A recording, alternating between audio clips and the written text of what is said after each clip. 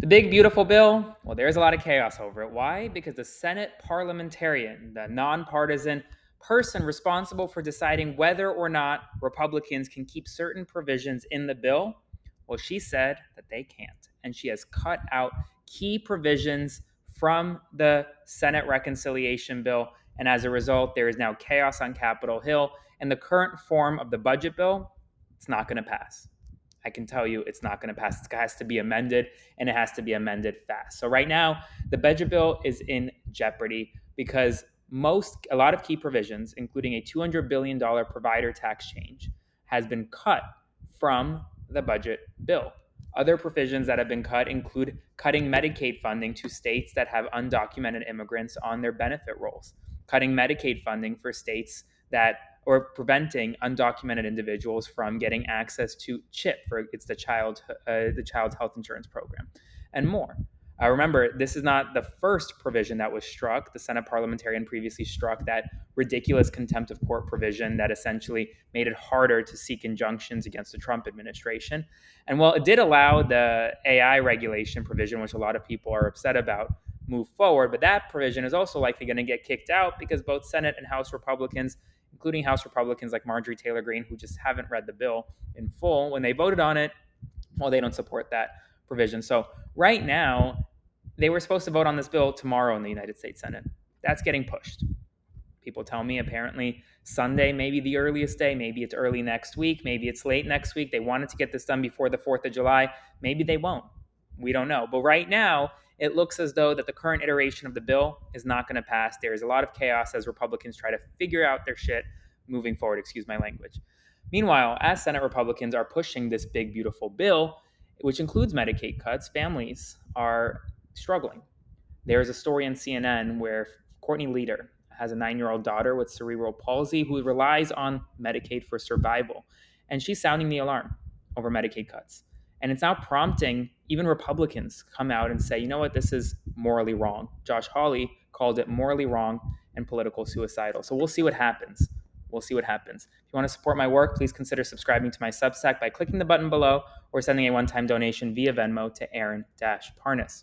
Let's talk about the United States Supreme Court. Today, the United States Supreme Court cleared the way for the South Carolina to exclude Planned Parenthood from its Medicaid program due to its status as an abortion provider, essentially opening the door for red states across the country to defund Medicaid or defund Planned Parenthood off its Medicaid programs. That is a danger to reproductive rights for women across America. Now, I do want to talk about the Supreme Court in a broader sense, because tomorrow at 10 a.m., the Supreme Court will have its last day of opinions during this term.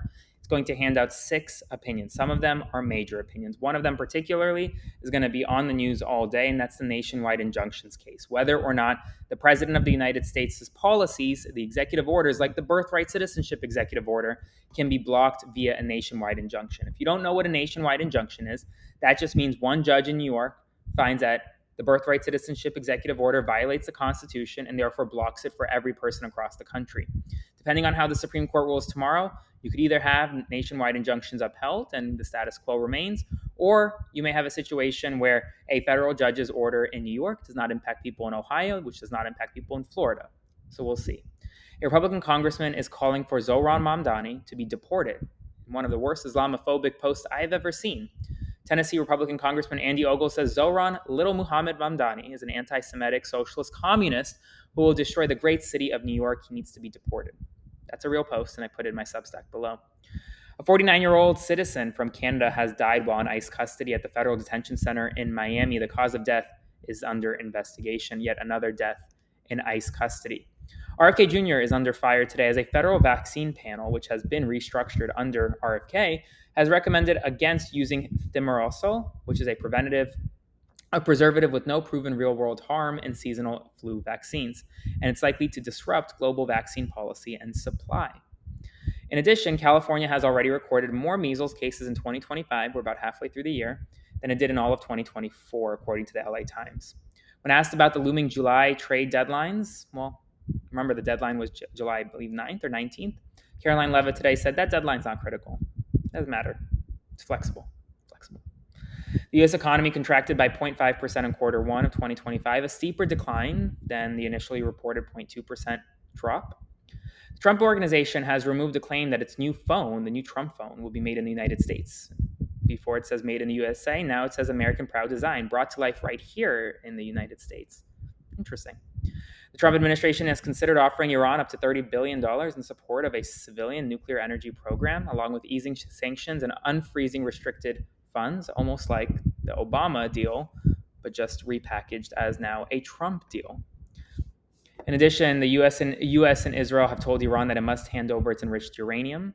They can't find a lot of enriched uranium because actually Iran was able to move enriched uranium before the strikes happened. Israel has closed crossings into northern Gaza, blocking the main aid route for hundreds of thousands facing famine and drawing renewed diplomatic pressure amid continued airstrikes and shelling that have killed dozens. The White House dismissed Iran's supreme leader's refusal to comply with the surrender, saying, quote, "You have to save face." After nearly 40 years as editor-in-chief of American Vogue, Anna Wintour has decided to step down. Folks, that's all the news right now. There's going to be more news throughout the night, more news tomorrow. It's going to be a very busy day, so bear with me. Subscribe to my Substack at the link in my bio to support, or the link, the button below, and or send a one-time donation via Venmo to Aaron-Parnas, and I'll see you in the morning.